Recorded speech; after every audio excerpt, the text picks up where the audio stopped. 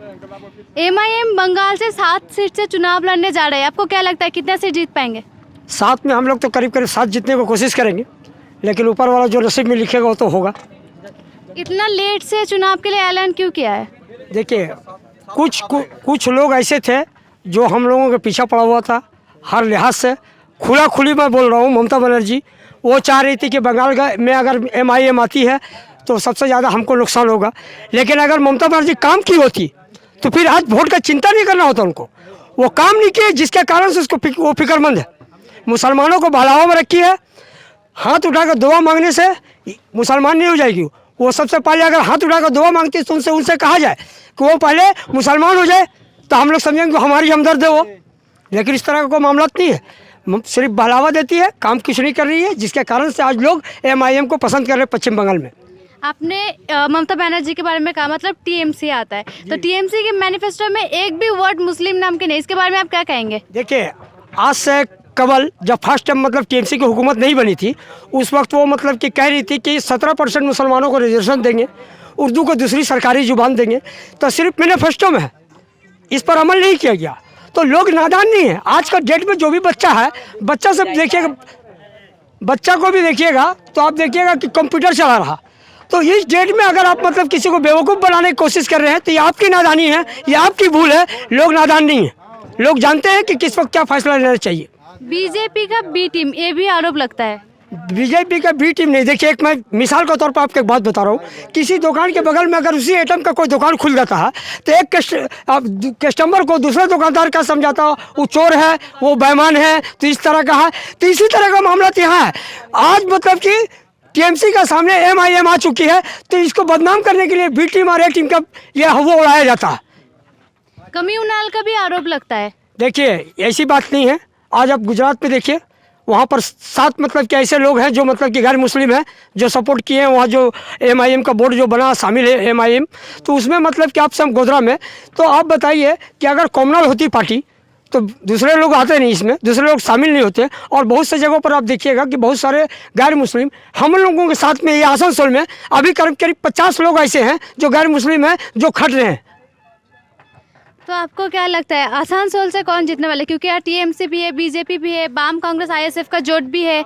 देखिए, वाम कांग्रेस या टीएमसी या और भी जो लोग हैं, मैं एक बात पूछना चाहता हूँ, आसनसोल का आवाम से मैं मुखातिब होना चाहता हूँ कि आज आज़ादी का 74 साल बीत चुका है, लेकिन 74 साल के दौरान आपने कभी देखा होगा कि 20 साल कांग्रेस यहाँ हुकूमत की, 34 साल सीपीएम की, 10 साल से ममता बनर्जी है। आज तक 74 साल में किसी पार्टी ने मुस्लिम उम्मीदवार खड़ा नहीं किया आसनसोल असेंबली में। ये पहली बार है कि मतलब अब्बास सिद्दीकी और ये मतलब अब्बास सिद्दीकी और हमारे असदुद्दीन अवैसी साहब जो यहाँ उम्मीदवार उतारकर सबका आँख खोलाने की कोशिश किए हैं, और नहीं तो सब तो वोट को इस्तेमाल किया, मुसलमानों को इस्तेमाल किए खाली। अगर मीम जीत गए यहाँ पे आसनसोल में, तो आपको क्या लगता है क्या क्या होगा यहाँ जो अभी तक नहीं हुआ है? देखिए, एक बात तो बता देना मैं चाहता हूँ कि मीम के जितने भी लोग हैं ये सब स्ट्रॉन्ग हैं और काम करने के लिए आए हैं। और जब काम करने के लिए आए, अगर हम लोगों को मौका मिला तो इंशाल्लाह वो करके दिखाएंगे जो ये 74 वर्षों में सब मिल के नहीं किया, हम लोग इंशाल्लाह 5 साल में करेंगे। असदुद्दीन साहब के नाम सुनते ही ममता बनर्जी भौंकला जाती है। ये ममता बनर्जी देखिए, ये जो बहलावा देती है ना मुसलमानों का कि मैं मुसलमानों का हमदर्द हूँ, तो इस तरीक़ा से अगर मुसलमानों की हमदर्द होती वो, तो आज बौखलाने के सवाल खड़ा नहीं होता। काम नहीं कीजिएगा आपको बौखलाहट होगा, आप काम कीजिएगा आपको बौखलाहट का कोई ज़रूरत नहीं। आज एक बात मैं बताना चाहता हूँ आपको, यहाँ टीएमसी का एक कैंडिडेट है मोलाई घटक, मैं उनसे मतलब कि खास करके आवाम को मतलब ये जनाना चाह रहा हूँ मैं कि वो 10 सालों में ये रेल पार जहाँ से वो जीतते हैं, 10 साल मंत्री रहे हैं, उनसे पूछे कि डेवलपमेंट का वो काम क्या किए। आज वोट लेने के लिए वो आए हैं। वोट तो हर एक आदमी का अधिकार है कि वोट मांगने के लिए आ सकता है किसी भी एरिया में, लेकिन 10 वर्षों में आपने कौन सा डेवलपमेंट का काम किया है जिसके बुनियाद पर आज वोट मांगना चाह रहे हैं? तो अगर कोई बुनियाद अगर है आपका ठोस बुनियाद तो हमको बताइए, आवाम को बताइए। तो आवाम को तो बता नहीं पा रहे हैं, आज परेशान हाल में है वो। इसी कारण से परेशान है कि मतलब कि हम काम नहीं किए हैं, कैसे वोट मांगे। आज अगर वो काम किए होते तो आप आज एसएफआई हो या फिर एमआईएम हो, ये कोई भी यहाँ दखल नहीं देती। काम आदमी को प्यारा है, आदमी को प्यारा नहीं होता, और वो काम नहीं किया जिसके कारण से उनसे लोग नाराज है। आपने काम के बारे में कहा, डेवलपमेंट के बारे में कहा, बीजेपी भी उन्हीं का भी यही मैनिफेस्टो में कि डेवलपमेंट होगा बंगाल में। देखिए बीजेपी जो कह रही है वो तो सबके साथ सबके विकास का नारा दिए थे, आज वो कर दिए हैं पूरे हिंदुस्तान में कि अब पूरे हिंदुस्तान का हाल ऐसा हो गया है कि आज जो भी सरकारी चीज़ था वो सब प्राइवेट होता जा रहा। अगर सबके साथ सबका विकास की अगर बात होती तो इस तरह का मतलब प्राइवेट नहीं बल्कि लोगों को उससे जोड़ा जाता और लोगों को काम दिया जाता, लेकिन इस तरह से कोई कदम नहीं उठाया गया बीजेपी की तरफ से। बीजेपी तो बंगाल को सोनार बंगला बनाना चाहता है, जो दीदी ने बर्बाद कर दिया है, बीजेपी का कहना है।